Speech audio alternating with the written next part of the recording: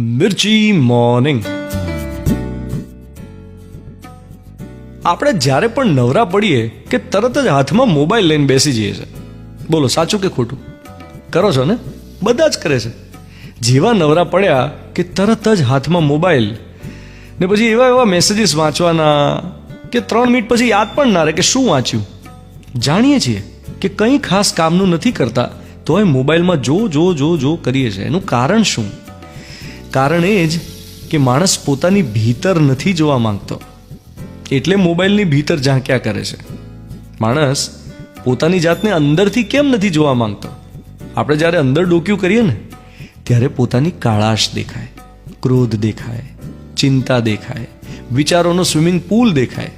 આપણે પેલા બાળક જેવા છીએ જે સ્વિમિંગ પૂલની પાળીએ ઊભો છે, અંદર ભૂસકો મારતા ડરે છે, ને પડી જાય તોય ગભરાઈને તરત બહાર આવી જાય છે. આપણે ભીતર ડૂબકી મારી જ નથી શકતા. આ ઝાડ વાવીએ ને ઝાડ, ત્યારે પહેલાં ખોદવું પડે, ને ખોદવામાં પથરાય નીકળે, ઈંટોય નીકળે, ઈંટાકડાય નીકળે, પોચી માટીએ નીકળે, ને કોદાળી ક્યારેક અટકે ખરી કઠણ જમીનમાં.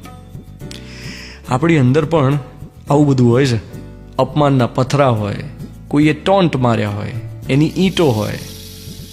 ईंट का जवाब पत्थर से देना चाहते थे, दे नहीं पाए, वो पत्थर अभी भी भीतर ही पड़े हैं.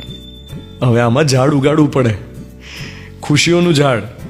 હેપી મોમેન્ટ્સને રિવાઈવ કરવી પડે, નહીં તો અંદર પેલા ટોન્ટ ને અપમાન ને ગિલ્ટ ને આવું બધું સંગ્રહાયેલું જ રહે. તો મનની ગ્રંથિઓને ઓગાળીને ખુશીઓનું ખાતર નાખવું પડે હેપી મોમેન્ટ્સના ઝાડને. તમે સૌથી ખુશ ક્યારે હતા?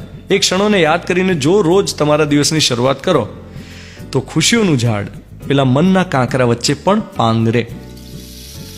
સાંભળી રહ્યા છો મિર્ચી. હું છું ધ્વનિત, તમારી સાથે. Good morning my dear.